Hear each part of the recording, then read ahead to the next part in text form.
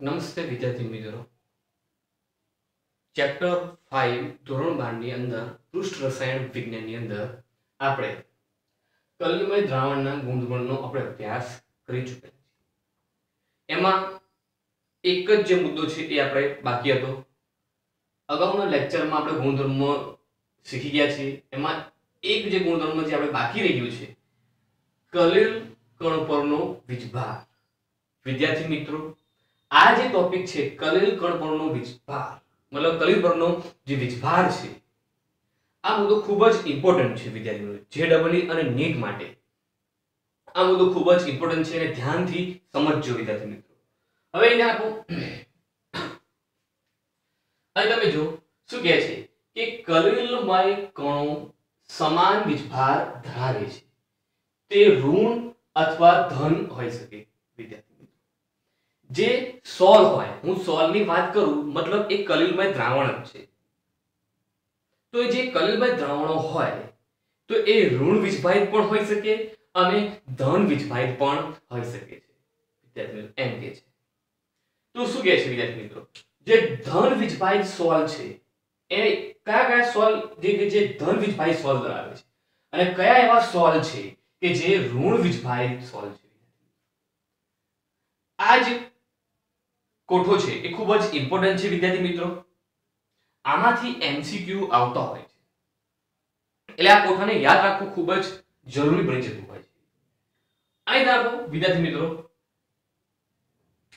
તમે જો વિદ્યાર્થી મિત્રો, અહીં ધન વીજભારિત સોલના ઉદાહરણ આપણે યાદ રાખવાનો પ્રયત્ન કરીએ તો જળયુક્ત ધાત્વિય ઓક્સાઇડ. વિદ્યાર્થી મિત્રો, પહેલા જ ધન વીજભારિત સોલમાં જે જળયુક્ત ધાત્વિય ઓક્સાઇડ છે એ ધન વીજભારિત સોલ છે.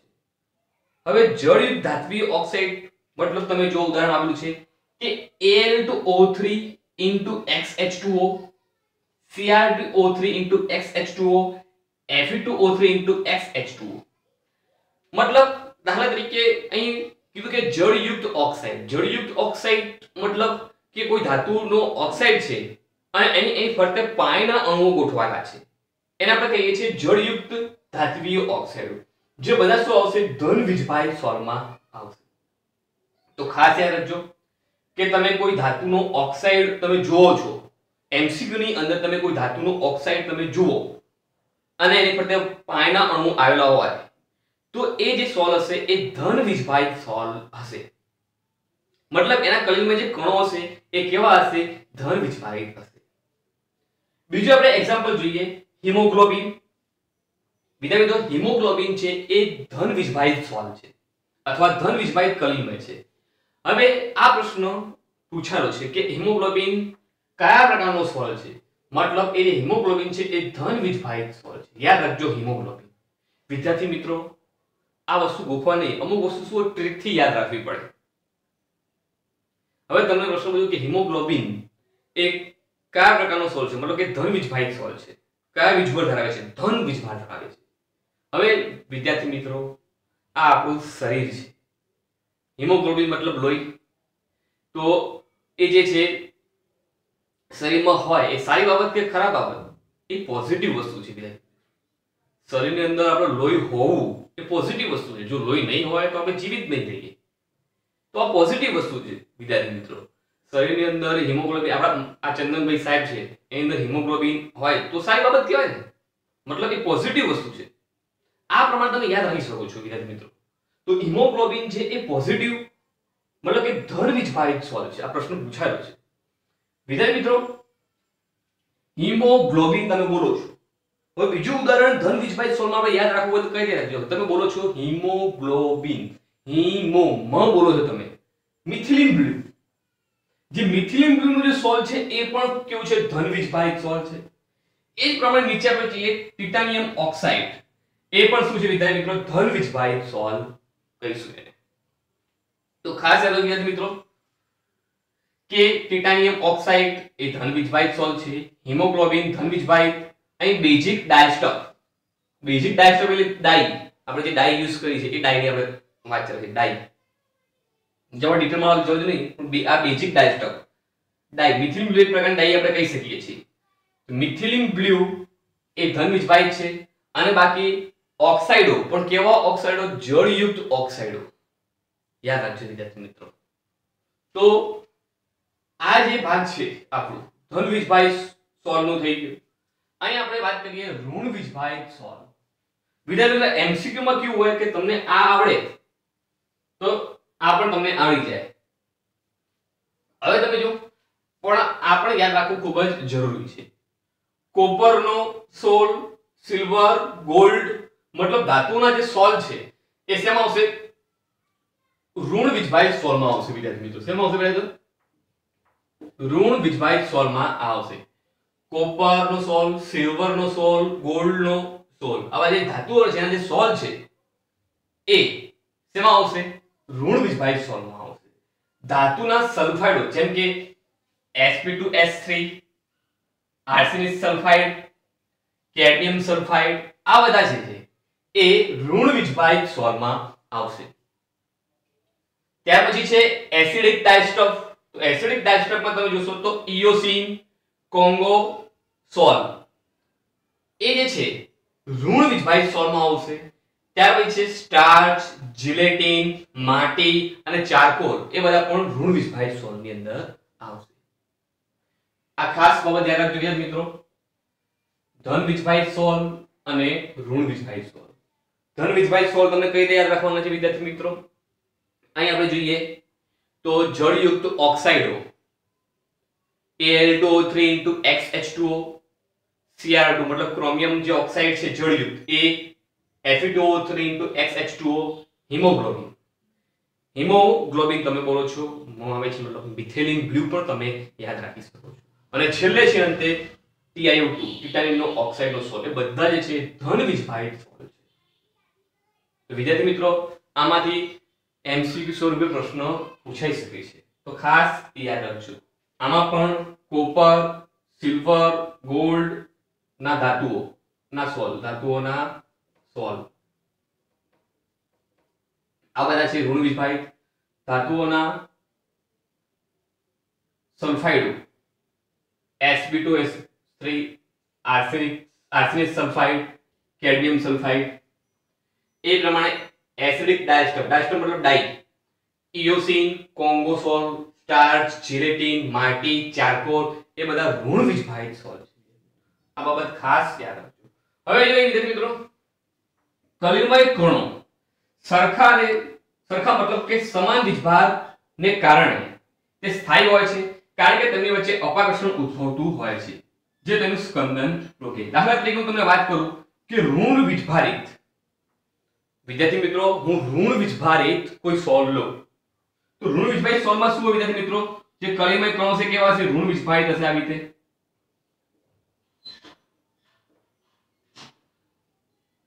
મતલબ આની પર સમાન વીજભાર જોવા મળશે. જે કલિમય કણો છે એની પર સમાન વીજભાર. અહીં છે ઋણ વીજભારિત સોલ લીધો છે મતલબ કે જે કલિમય કણો અંદર હશે એ ઋણ વીજભારિત હશે. તો સમાન વીજભારને કારણે ઋણ વીજભાર અને ઋણ વીજભાર એની વચ્ચે અપાકર્ષણ થશે. વિદ્યાર્થી મિત્રો અપાકર્ષણ થવાને કારણે આ જે છે સોલ નીચે બેસશે નહીં મતલબ એનું સ્કંદન થશે નહીં. સમાન વીજભારને કારણે એની વચ્ચે અપાકર્ષણ ઉદ્ભવે છે. અપાકર્ષણને કારણે એ નીચે નહીં બેસે મતલબ એનું સ્કંદન નહીં થાય. તો શું કહેવા માંગે છે કે કલિમય કણો સરખા અને સમાન વીજભારને કારણે સ્થાયી હોય છે કારણ કે તેમની વચ્ચે અપાકર્ષણ ઉદ્ભવતું હોય છે. વિદ્યાર્થી મિત્રો અહીં જે છે ઋણ વીજભાર આ અહીં વચ્ચે શું થાય છે? અપાકર્ષણને કારણે આ સોલ અહીં સ્થાયી રહેશે, નીચે બેસશે નહીં. હા પણ હું કોઈ વિદ્યુત વિભાજક ઉમેરી દઈશ. દાખલા તરીકે ધન વીજભારિત. વિદ્યાર્થી મિત્રો ધન વીજભારિત કોઈ હું વિદ્યુત વિભાજક ઉમેરી દઉં છું તો થશે શું? આ જે ઋણ ચાર્જ છે એ ખતમ થઈ જશે કારણ કે ધન વીજભારિત ઋણ ચાર્જને ખતમ કરી દેશે. તો શું થશે? સ્કંદન થઈ જશે વિદ્યાર્થી મિત્રો. આ જે છે અપાકર્ષણ છે એ ઘટી જશે અને અપાકર્ષણ ઘટી જશે તો જે સોલના કણો છે એકબીજાની નજીક આવશે અને સ્કંદન થઈ જશે. પણ અહીં શું કહેવા માંગે છે કે અહીં ઋણ વીજભાર હોવાને કારણે અપાકર્ષણને કારણે આ જે સોલ છે સ્થાયીતા મેળવે છે. વિદ્યાર્થી મિત્રો આગળ આપણે જઈએ. અહીં વિદ્યાર્થી મિત્રો આ જે ધન વીજભારિત સોલ છે અને ઋણ વીજભારિત સોલ છે ખાસ યાદ રાખજો. આમાં પણ મેં તમને યાદ કરાવ્યું છે, આ ખાસ એમાંથી એમસીક્યુ ટાઈપના પ્રશ્નો પૂછાઈ શકે છે, એ યાદ રાખજો વિદ્યાર્થી.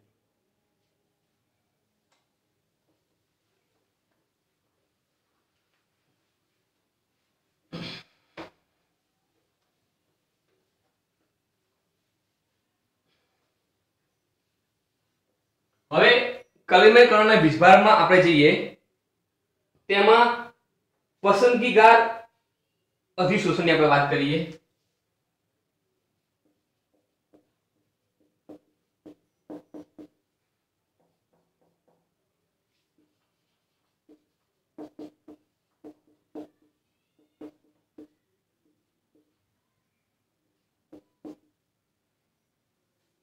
અહીં પસંદગીકાર અધિશોષણની આપણે વાત કરીએ તો વિદ્યાર્થી મિત્રો,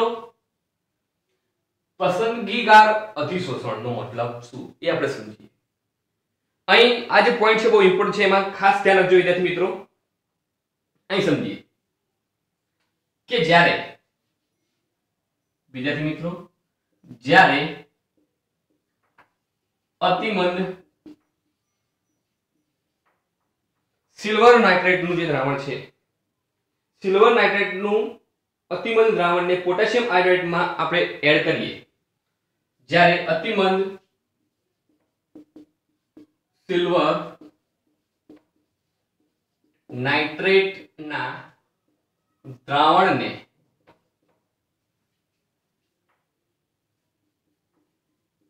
KI માં ઉમેરતા વિદ્યાર્થી મિત્રો, હવે આપણે પસંદગીકાર અધિશોષણ સમજવાનું છે.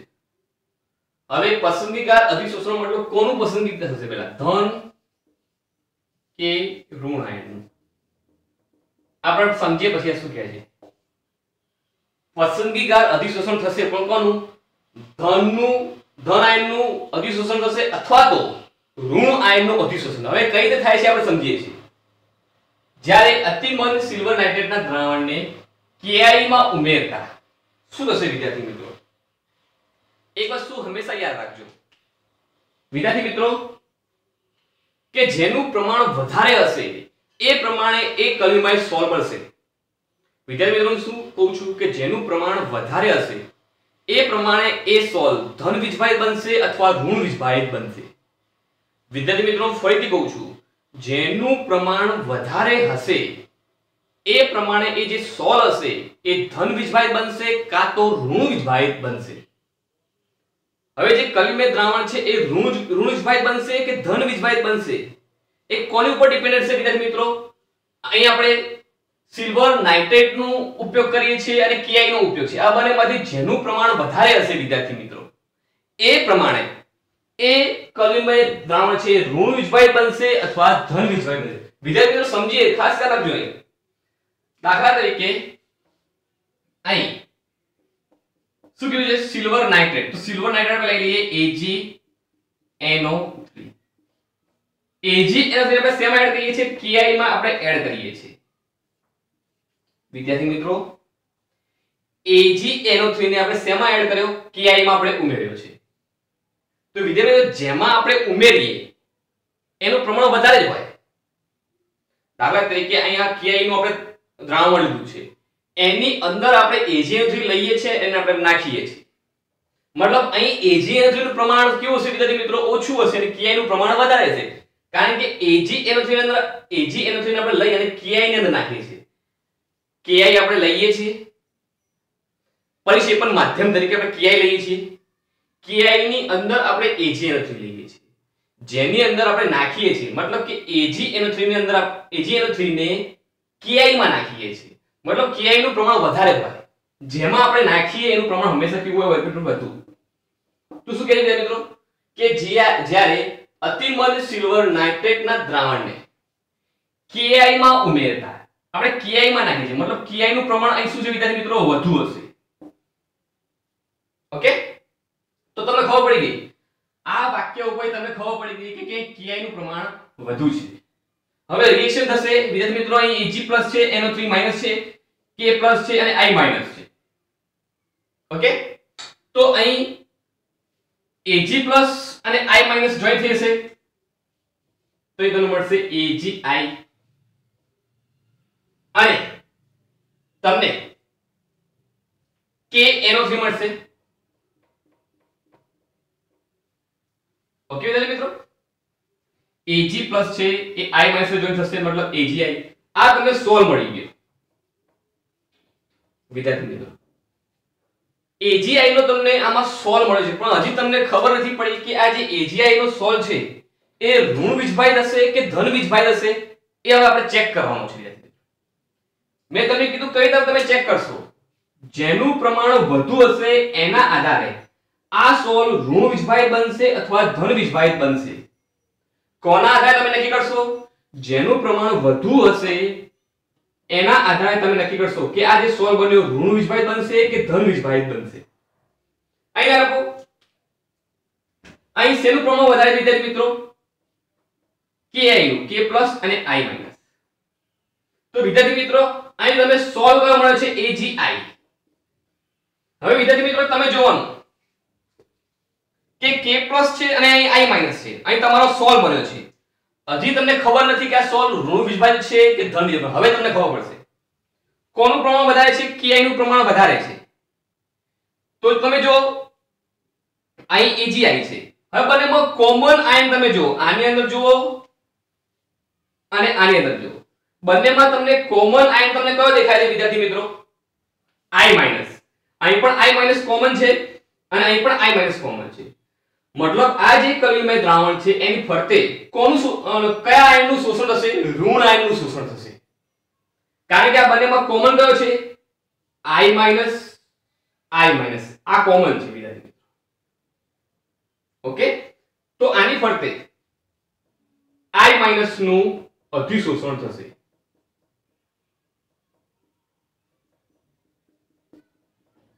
વિદ્યાર્થી મિત્રો મતલબ કે આ જે સોલ હશે એ કેવો હશે વિદ્યાર્થી મિત્રો? ઋણ વીજભારિત સોલ મળશે. હવે આને આવી રીતે ન લખતા આપણે આવી રીતે લખી શકીએ છીએ.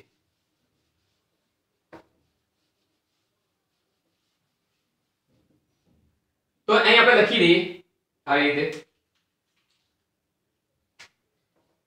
કે AgI. ઓકે, આ રીતે લખી શકાય છે વિદ્યાર્થી. તો આ જે સોલ્વ મળ્યો એ કેવો છે વિદ્યાર્થી મિત્રો?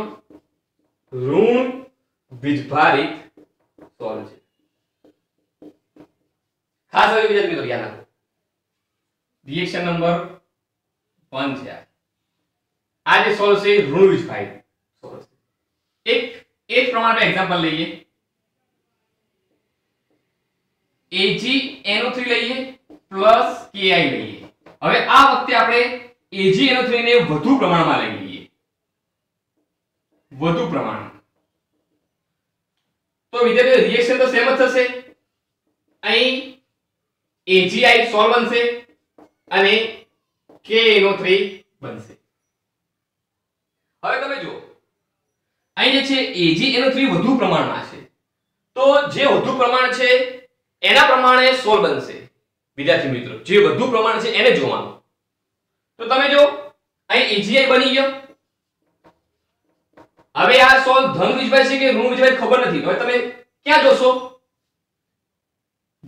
આ બંનેમાંથી AgNO3 નું પ્રમાણ વધુ છે, તો અહીં લખો AgNO3.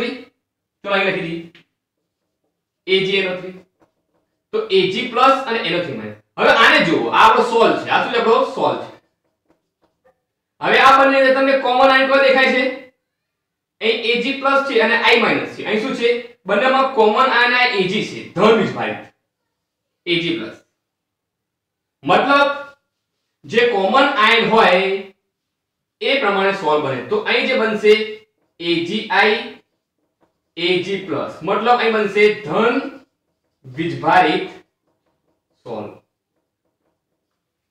વિદ્યાર્થી મિત્રો હું એમ કહેવા માંગુ છું કે જેનું પ્રમાણ વધારે હોય એના આધારે કરેલમાં સોલ્વ ધન વીજભારિત બનશે અથવા તો ઋણ વીજભારિત બનશે. જેનું પ્રમાણ વધારે છે એને આપણે જોવાનું અને એમાં જે કોમન આયન હોય એ પ્રમાણે તમારો કરેલમાં સોલ્વ બને. પહેલા કેસની અંદર AgNO3 છે અને Ki છે. અહીં Ki નું પ્રમાણ વધુ છે, અહીં AgI સોલ બને છે. અત્યારે તમને ખબર નથી કે આ સોલ ધન વીજભાઈ છે કે ઋણ વીજભાઈ. જેનું પ્રમાણ વધુ છે એને જુઓ અને આ સોલને જુઓ. આ બંનેની અંદર કોમન આયન કયો છે? I- અને અહીં પણ I-. મતલબ આની સપાટી ઉપર આ જે કલિલમય સોલ છે એની સપાટી ઉપર I- મતલબ કે ઋણ આયનનું અધિશોષણ થશે, એટલે કે એ અધિશોષિત પામશે. AgI ની સપાટી પર ઋણ આયન અધિશોષિત પામશે, I- જેને આપણે કહીએ છીએ ઋણ વીજભાઈ સોલ. નીચેવાળા કેસમાં શું છે? અહીં AgNO3 નું પ્રમાણ વધુ છે, AgI સોલ બને છે, પ્રમાણ આનું વધારે છે. તો હવે આમાં અને આ બંનેમાં કમ્પેર કરવાની આપણે. આ બંનેમાં કોમન આયન કયો છે? Ag+ અને Ag+. તો અહીં જે સોલ બનશે મતલબ કે અહીં AgI સોલની સપાટી ઉપર ધન વીજભાર શું થશે વિદ્યાર્થી મિત્રો? અધિશોષિત પામશે. મતલબ આ જે સોલ હશે એ શું હશે વિદ્યાર્થી મિત્રો? ધન વીજભાઈ સોલ હશે. એક બીજું ઉદાહરણ લઈ લઈએ.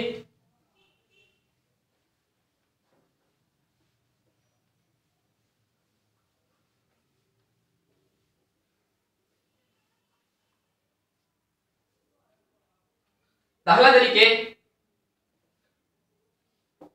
ઉદાહરણ નંબર 2. FeCl3 ને વધુ પ્રમાણમાં પાણીમાં ઉકાળતા. વિદ્યાર્થી મિત્રો અહીં FeCl3 ને વધુ પ્રમાણમાં પાણીમાં ઉકાળતા મતલબ અહીં પ્રમાણ શેનું વધારે છે? FeCl3 નું પ્રમાણ વધારે. ચોખ્ખું કે છે આ જે વાક્ય છે ચોખ્ખું કે છે કે FeCl3 ને વધુ પ્રમાણમાં પાણીમાં ઉકાળતા. મતલબ FeCl3 નું પ્રમાણ અહીં વધુ છે એ તમને ખબર પડી ગઈ. મતલબ આપણે અહીં લખીએ કે FeCl3 વધુ પ્રમાણમાં અને અહીં આપણે પાણી સાથે શું કરવાનું છે? ઉકાળવાનું.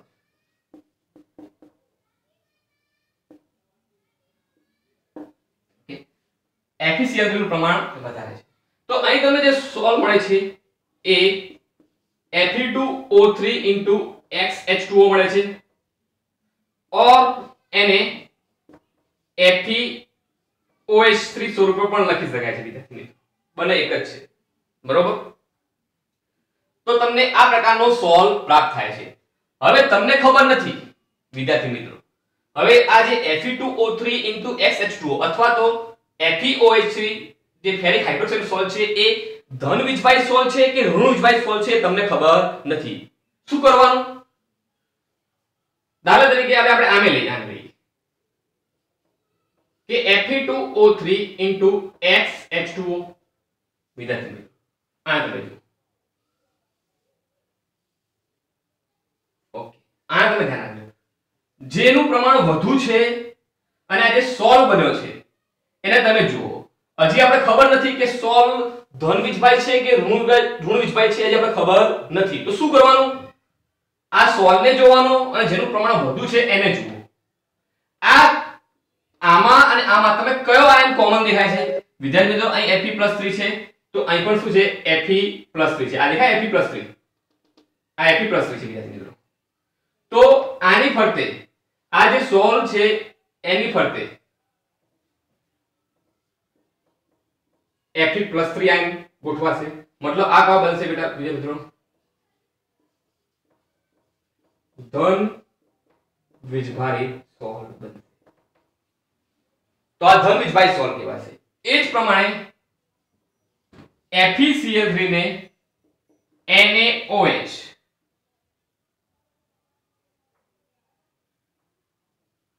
વધુ પ્રમાણમાં. તો વિદ્યાર્થી મિત્રો અહીં શું બનશે? હવે અહીં NaOH વધુ પ્રમાણમાં છે. તો દાખલા તરીકે અહીં આ જે સોલ બન્યો FeOH3 સોલ બન્યો વિદ્યાર્થી મિત્રો. હવે તમને ખબર નથી કે આ ધન વીજભાઈ છે. પેલા અહીં FeOH3 અને Fe2 બને એક જ છે, બરોબર? આપણે અહીં ફેરિક હાઇડ્રોક્સાઇડ નો સોલ લઈએ. તો આ જે સોલ છે હવે તમને ખબર નથી કે ધન વીજભાઈ છે કે ઋણ વીજભાઈ છે, તમને ખબર નથી. તમારે શું કહેવાનું? અહીં વધુ પ્રમાણમાં NaOH છે એ જોવાનું. તો અહીં Na+ અને OH-. હવે આને અને આને બંનેને કમ્પેર કરો, કયો આયન તમને કોમન દેખાય છે? વિદ્યાર્થી મિત્રો અહીં તમને OH- પણ છે અને અહીં પણ શું છે? OH-. તો વિદ્યાર્થી મિત્રો આની ફરતે OH- ગોઠવાઈ જશે, તો આ જે માઈનસ ગોઠવાય છે ઋણ વીજભાર, તો આ જે સોલ બનશે વિદ્યાર્થી મિત્રો ઋણ વીજભારી સોલ બનશે. વિદ્યાર્થી મિત્રો શોર્ટમાં હું તમને શું કહેવા માંગુ છું કે જ્યારે પણ આ ટાઈપના પ્રશ્નો આવે કે કયો સોલ ઋણ વીજભારી બનશે, કયો સોલ ધન વીજભારી બનશે, તો જેનું પ્રમાણ વધારે હોય વિદ્યાર્થી મિત્રો યાદ રાખજો, જેનું પ્રમાણ વધારે હશે, ખાસ યાદ રાખજો, જેનું પ્રમાણ વધારે હશે એમાં તમારે જોવાનું, સોલને જોવાનું અને જેનું પ્રમાણ વધારે છે એને જોવાનું. બંનેમાં જે કોમન આયન હોય, જો કોમન આયન ઋણ આયન હોય તો જે સોલ હશે એ ઋણ વીજભાર હશે, અને જો કોમન આયન તરીકે ધન આયન હશે તો એ જે સોલ બન્યો એ ધન વીજભારી સોલ હશે. તો આટલા ઉદાહરણ દ્વારા તમને ખબર પડી ગઈ છે કે પસંદગીકાર અધિશોષણ શું છે વિદ્યાર્થી મિત્રો. અહીં તમે જોશો તો Fe2O3XH2O અને Fe+3 આયન, બરોબર, આ પ્રમાણે સોલ. તો આ પ્રથમ સ્તર છે વિદ્યાર્થી મિત્રો, આને આપણે પ્રથમ સ્તર કહેવાય. હું તમને કરી બતાવું, બરોબર, આપણે જોઈ લઈએ વધારે ખ્યાલ.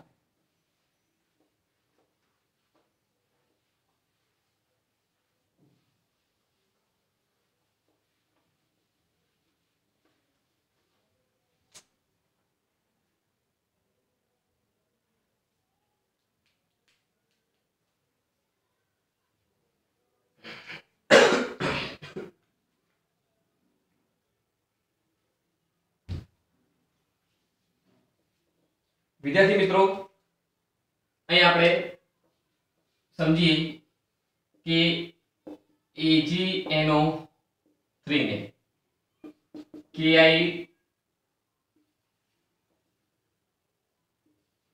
Ki માં નાખતા.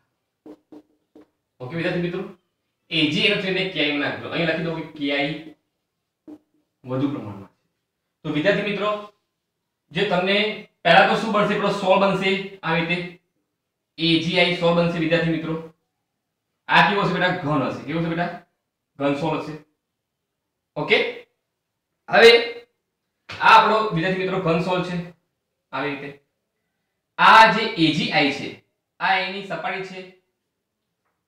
AgI અહીં આપણે અવક્ષેપ બનાવ્યા હતા, સોરી AgI નો જે કલિમય સોલ બન્યો હતો આ AgI નો સ્તર છે. Ki વધુ પ્રમાણમાં હોવાને કારણે આ AgI ની જે સપાટી છે, આ જે AgI ની જે સપાટી છે એની ઉપર કયો આયન અધિશોષિત પામે? તો I-.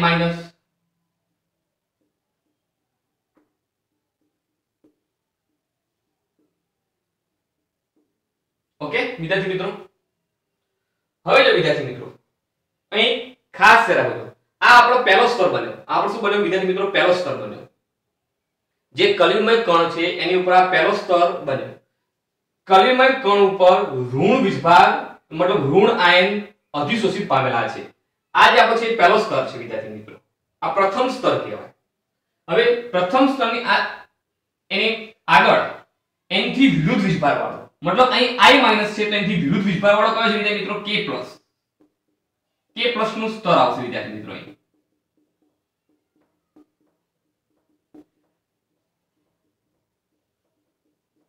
વિદ્યાર્થી મિત્રો આ પહેલું સ્તર છે, પહેલું સ્તર I- છે વિદ્યાર્થી મિત્રો. અહીં I- છે તે એનથી વિરુદ્ધ વીજભાર વાળો K+. ઋણ વીજભાર હોય તો ધન વીજભાર. વિદ્યાર્થી મિત્રો આ જે પહેલું સ્તર છે એ ઋણ વીજભારિત છે, કારણ કે અહીં AgI છે. આપણે લખ્યું કે AgI ને Ki માં નાખતા Ki વધુ પ્રમાણમાં છે, તો મતલબ આ જે સોલ બન્યો કેવો બન્યો? ઋણ વીજભારિત. એમાં જે પહેલું આ તમને જે પહેલું સ્તર દેખાય છે, આ પહેલું સ્તર તમને દેખાય છે એ કેવો છે વિદ્યાર્થી મિત્રો? ઋણ વીજભારિત છે. તો જે બીજું સ્તર બનશે વિદ્યાર્થી મિત્રો, આ જે બીજું સ્તર, આ બીજું સ્તર છે વિદ્યાર્થી, એ બીજું સ્તર કેવું હશે? વિરુદ્ધ વીજભાર વાળું હશે વિદ્યાર્થી. બીજું સ્તર હશે એ વિરુદ્ધ વીજભાર વાળું હશે. મતલબ અહીં આપણે લખી શકીએ છીએ આ પ્રથમ સ્તર ત્રિભુજ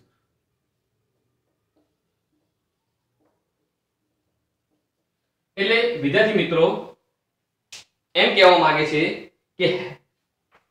કે કલિમય કણોની આસપાસ બંને એકબીજાથી વિરુદ્ધ સ્તરવાળો જે સ્તર રચાય છે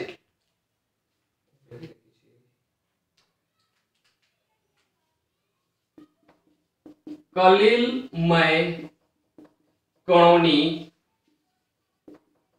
આસપાસ વિરુદ્ધ વીજભાર વચ્ચે જે સ્તર રચાય છે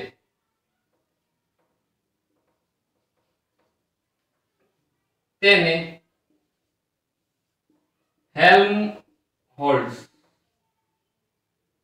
હેલ્મહોલ્ટ્ઝ દ્વિસ્તર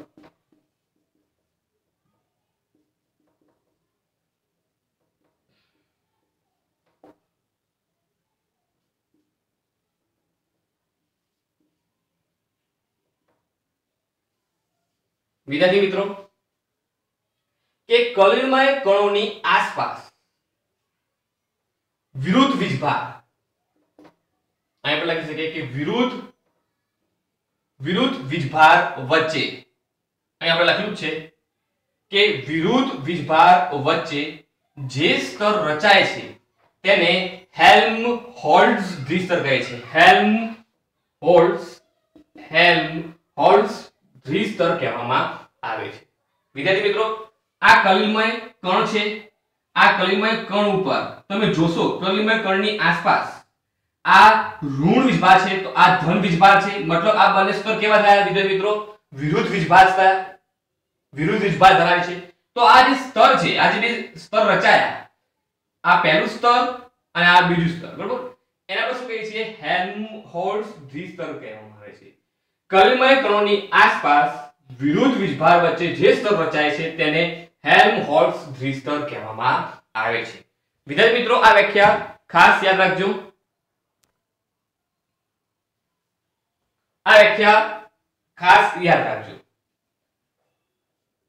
પ્રથમ સ્તર સ્થિર હોય છે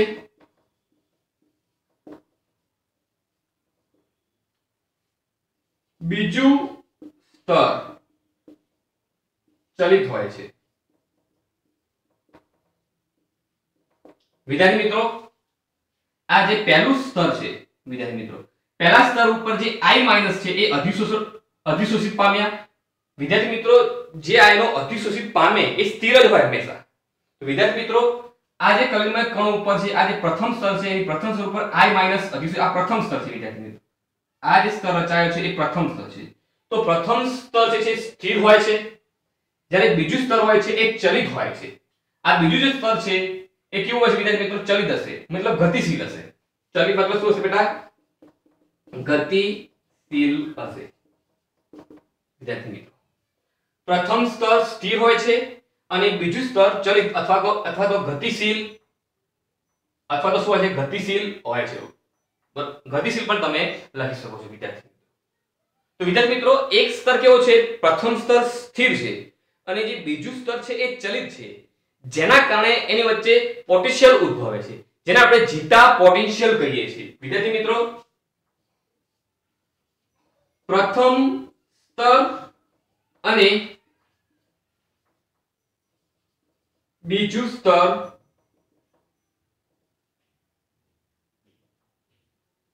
પ્રથમ સ્તર કેવું હોય છે વિદ્યાર્થી મિત્રો જે પ્રથમ સ્તર છે કેવું છે વિદ્યાર્થી મિત્રો સ્થિર છે પ્રથમ સ્તર સ્થિર અને બીજું સ્તર ગતિશીલ હોવાથી તેમની વચ્ચે પોટેન્શિયલ ઉદ્ભવે છે જેને જીટા પોટેન્શિયલ અથવા વીજગતિક વિદ્યાર્થી મિત્રો જીટા પોટેન્શિયલ અથવા તો એને વીજગતિક પોટેન્શિયલ કહે છે.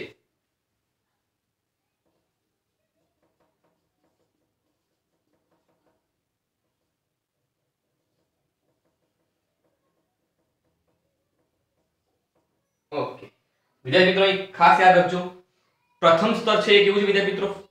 ફિક્સ છે. અને જે બીજું સ્તર છે એ ચલિત છે, ગતિશીલ છે. એના કારણે એમની વચ્ચે પોટેન્શિયલ ઉદ્ભવે છે, જેને આપણે શું કહીએ છીએ વિદ્યાર્થી મિત્રો? જીટા પોટેન્શિયલ કહીએ છીએ અથવા એને વીજગતિક પોટેન્શિયલ કહેવામાં આવે છે. ખાસ યાદ રાખજો, વ્યાખ્યા પૂછાય છે જીટા પોટેન્શિયલ એટલે શું? કે કલિનમય કણો ઉપર પ્રથમ સ્તર હોય છે અને દ્વિસ્તર પણ હોય છે. પ્રથમ સ્તર કેવું હોય છે? સ્થિર હોય છે, કારણ કે તે અધિશોષિત પામેલું હોય છે. બીજો જે સ્તર હોય છે એ ચલિત હોય છે. એ બંને સ્તરો વચ્ચે એક પોટેન્શિયલ ઉદ્ભવે છે, જેને આપણે જીટા પોટેન્શિયલ અથવા વીજગતિક પોટેન્શિયલ તરીકે ઓળખીએ છીએ. વિદ્યાર્થી મિત્રો ખાસ ધ્યાન રાખજો. વિદ્યાર્થી મિત્રો જે જીટા પોટેન્શિયલ છે વિદ્યાર્થી મિત્રો, એ જે જીટા પોટેન્શિયલ શું કરે છે કે જે વિરુદ્ધ જે વીજભાર છે એ એમની વચ્ચે અપાકર્ષણને રાખે છે, મતલબ સોલને સ્થિરતા માટે જવાબદાર છે. જો કોઈ કારણસર જીટા પોટેન્શિયલ ઘટી જશે તો સોલ અસ્થિર બની જશે. વિદ્યાર્થી મિત્રો જીટા પોટેન્શિયલ નું કાર્ય શું? જીટા પોટેન્શિયલ સોલને સ્થાયી રાખે છે. તો અહીં લખી દઉં છું વિદ્યાર્થી મિત્રો, 1 2 3 આ રીતે લખી દઉં છું વિદ્યાર્થી મિત્રો. આ પહેલો મુદ્દો, આ બીજો મુદ્દો, આ ત્રીજો અને ચોથો અહીં ઉપર લખી દઉં છું. યાદ રાખજો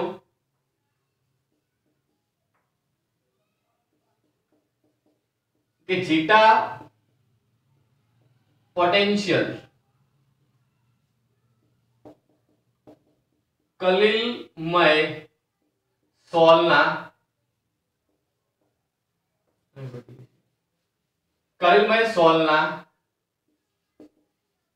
સ્થાયીતા માટે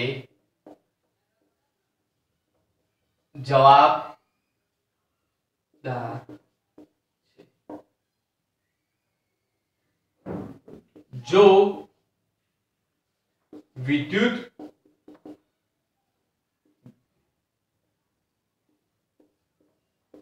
વિભાજય વધુ ઉમેરીએ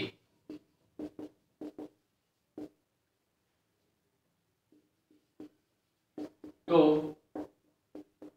જીટા પોટેન્શિયલ ઘટતા સોલ અસ્થાયી બને છે.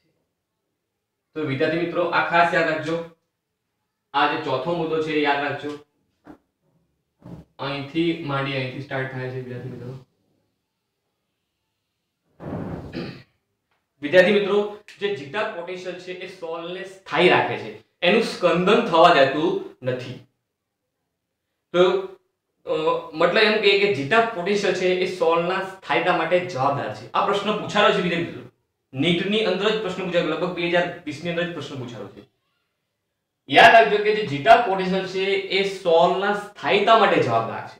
વિદ્યાર્થી મિત્રો ખાસ યાદ રાખજો, જીટા પોટેન્શિયલ છે એ સોલના સ્થાયીતા માટે જવાબદાર છે. કેમ? જીટા પોટેન્શિયલ છે એ જે વીજભાર છે કલિબર સોલનું વીજભારનું જે અપાકર્ષણ છે એને સાચવી રાખે છે. બરોબર? વીજભારની વચ્ચે અપાકર્ષણ હશે તો એ સોલ સ્થાયી હશે. વિદ્યાર્થી મિત્રો જો કોઈ વિદ્યુત વિભાજય આપણે કલિમય સોલમાં વધુ પ્રમાણમાં ઉમેરી દઈએ, મતલબ કે કોઈ કલિમય સોલ છે એમાં વધુ પ્રમાણમાં વિદ્યુત વિભાજય ઉમેરી દઈએ તો જે દ્વિસ્તર વચ્ચે જીટા પોટેન્શિયલ રચાયો છે એ જીટા પોટેન્શિયલ ઘટી જશે અને સોલની સ્થાયીતા પણ ઘટી જશે. મતલબ સોલ અસ્થિર બનશે, એનું સ્કંદન થઈ જશે, એ અવક્ષેપિત પામશે. જો જીટા પોટેન્શિયલ કોઈ કારણસર ઘટી જાય તો એ સોલનું સ્કંદન થઈ જશે, મતલબ એ અવક્ષેપણ પામશે. એનો મતલબ હું એમ કહી શકું છું કે જીટા પોટેન્શિયલ એ સોલના સ્થાયીતા માટે જવાબદાર છે. યાદ રાખજો. તો વિદ્યાર્થી મિત્રો આ જે છે કલિમય દ્રાવણના ગુણધર્મમાં કલિમય કણ પરનો વીજભાર, આ જે ટોપિક છે ખૂબ જ ઇમ્પોર્ટન્ટ છે, એ ખાસ યાદ રાખજો. હેલ્મહોલ્ટ્ઝ દ્વિસ્તર શું છે વિદ્યાર્થી મિત્રો એ પણ યાદ રાખજો. તો આ જે બાબતો છે એ ખૂબ જ ઇમ્પોર્ટન્ટ છે વિદ્યાર્થી મિત્રો, એ ધ્યાન રાખજો. ઓકે વિદ્યાર્થી મિત્રો, હું આશા રાખું છું કે તમને જીટા પોટેન્શિયલ શું છે એ તમને ખબર પડી હશે. યાદ રાખજો કે પ્રથમ સ્તર સ્થિર અને બીજું સ્તર ગતિશીલ હોવાથી તેમની વચ્ચે એક પોટેન્શિયલ ઉદ્ભવે છે, જેને આપણે જીટા પોટેન્શિયલ અથવા વીજગતિક પોટેન્શિયલ કહે છે. આ વ્યાખ્યા ખાસ યાદ રાખજો. અને જો જીટા પોટેન્શિયલ કોઈ કારણસર ઘટી જાય તો સોલ્વની સ્થાયીતા પણ ઘટી જાય છે. આ પણ આ બાબત પણ ખાસ યાદ રાખજો. થેન્ક યુ વેરી મચ વિદ્યાર્થી મિત્રો. આ ટોપિક ઉપર ખાસ ધ્યાન આપજો. લગભગ મેં બધું જ કવર કરી દીધું છે. વિડિયોના આ ચેપ્ટર પૂરું થાય પછી આપણે જૂના ક્વેશ્ચન જે પૂછાયેલા છે નીટની, એ નીટની અંદર જે જૂના ક્વેશ્ચન પૂછાયેલા છે આપણે લઈશું વિદ્યાર્થી. તો તમને આઈડિયા આવશે બરોબર કે કઈ ટાઈપના ક્વેશ્ચન પૂછાય છે. આમ તો લેક્ચરમાં જ હું તમને કહી દઉં છું કે આ જે ટોપિક છે ઇમ્પોર્ટન્ટ છે, આ આવી રીતે પ્રશ્ન પૂછાયો છે, પણ આપણે એમસીક્યુ લઈશું તો વધારે તમને ખ્યાલ આવશે. ચેપ્ટર પૂરું થશે એટલે હું નીટના જે એમસીક્યુ છે આ ચેપ્ટરને લગતા એ હું લઈશ વિદ્યાર્થી મિત્રો, એટલે તમે એની ચિંતા ના કરો. ઓકે, પણ એ જે કોન્સેપ્ટ શું છે એ તમે ખાસ ધ્યાન રાખજો વિદ્યાર્થી મિત્રો. હું ફરીથી કહું છું વિદ્યાર્થી મિત્રો, કલિલ કર્ણબળનો વીજભાર આ જે ટોપિક છે ખૂબ જ ઇમ્પોર્ટન્ટ છે. તો ધન વીજભારિત કલિલમય કણો અને ઋણ વીજભારિત કલિલમય કણો શું છે એ ખાસ યાદ રાખજો. અને આજે શીખ્યું એ પણ તમે ખાસ. Okay, thank you very much.